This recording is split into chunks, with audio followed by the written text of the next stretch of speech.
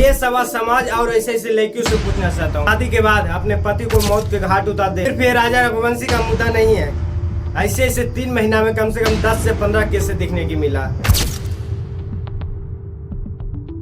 नमस्ते दोस्तों,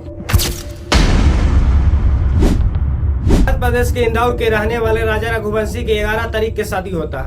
लगभग 9 दिन के बाद हनीमून पर जाने के लिए प्लानिंग बनाता, लेकिन राजा जाने से नकार देता। फिर जाने से राजा रघुवंशी मान जाते हैं। फिर अब किसको पता था, राजा रघुवंशी के तो ये थोड़े पता था कि मैं घूमने के लिए जाऊंगा तो ये मौत का प्लानिंग बना के मुझे मार देगा। भाई नया शादी हुआ था तो वाइफ के बात रखने के लिए चलिए भाई हम घूम आते हैं। ऐसे तो राजा रघुवंशी के जाने के लिए माना नहीं था, शुरू से ही माना कर रहे थे कि नहीं मेघालय नहीं चलना है, चलना है तो शिमला चलिए।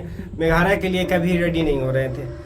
फिर भी 20 तारीख के मेघालय पहुंचते हैं। उसके बाद घूमने के लिए एक बाइक बुक करते हैं, फिर वहां से घूमने के लिए निकल जाता है भाई। लेकिन 20 से 22 तारीख तक फैमिली के संपर्क में रहते हैं। फिर 23 तारीख से संपर्क नहीं हो पाता, नहीं तो सोनम से संपर्क हो पाता, नहीं तो राजा रघुवंशी से संपर्क हो पाता।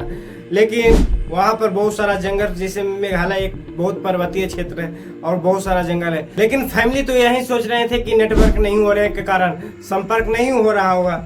लेकिन ये मामला मोहन यादव के पास चल गए, सीएम के पास। यही मेघालय के सीएम के पास फिर मामला गया। उसके बाद रिसर्च ऑपरेशन चलाया गया। उसके बाद 2 जून के राजा रघुवंशी के शरीर पता चला, लेकिन उस समय तक सोनम का कोई पता नहीं चल रहा था। जैसा कि हम आप सबको बताएं कि 23 मई के बाद किसी से संपर्क नहीं हो रहा था, नहीं तो सोनम से, नहीं तो राजा रघुवंशी से। लेकिन 16 दिन के बाद को गाजीपुर में एक ढाबे के पास सोनम को अरेस्ट किया गया। लेकिन इस पूरा प्लानिंग के मास्टरमाइंड राजा कुशवाहा को बताया जा रहा है, जो सोनम का बॉयफ्रेंड है।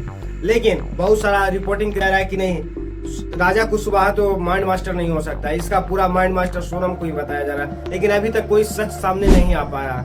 अगर सच सामने आया तो हम आप सबको बता देंगे इसका मास्टरमाइंड कौन है भाई। आज कुशवाहा के साथ सोनम की एक लंबे समय से लव स्टोरी चल रहा था, लेकिन किसी को पता नहीं था। सोनम के पिता एक बिजनेसमैन है, उसके यहाँ राज कुशवाहा एक स्टाफ के रूप में काम करता था। वहीं से राज कुशवाहा और सोनम के लव स्टोरी चालू होता है। उसके बाद सोनम की शादी हो जाती राजा रघुवंशी के साथ। लेकिन किसको पता था भाई कि शादी बाद राजा रघुवंशी के मौत के घाट उतार देगा। और उसके बाद ही राजा रघुवंशी और सोनम के बीच से राजा रघुवंशी को हटाने के लिए प्लानिंग बना लेता है और मेघालय जाता है। इसी तरह से हत्या करता है। मैं ये सवाल समाज और ऐसे ऐसे लड़कियों से पूछना चाहता हूँ, क्या यही प्यार है कि शादी के बाद अपने पति को मौत के घाट उतार दे? सिर्फ ये राजा रघुवंशी का मुद्दा नहीं है, ऐसे ऐसे 3 महीना में कम से कम 10 से 15 केस देखने की मिला कि अपने पति को मौत के मेरठ केस हो गया या कहीं। हम यही समाज से पूछना चाहता हूँ कि यही कलयुग का प्यार है। लड़की लोग तो यही सोचता होगा कि सिर्फ एक ही जान गया, लेकिन इसका एक जान पीछे नहीं, बहुत सारा जान गया।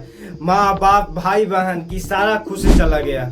आप खुद सोचिएगा कि यही केस आपके बेटा पर, आपके भाई पर होता तो क्या होता। आखिर राजा रघुवंशी केस में क्या करते था? माँ के कहने पर शादी किया, वाइफ के कहने पर हनीमून पर लेके गया और वाइफ ही मौत का घाट उतार दिया। ऐसे तो लोगों पर विश्वास उठता जा रहा है।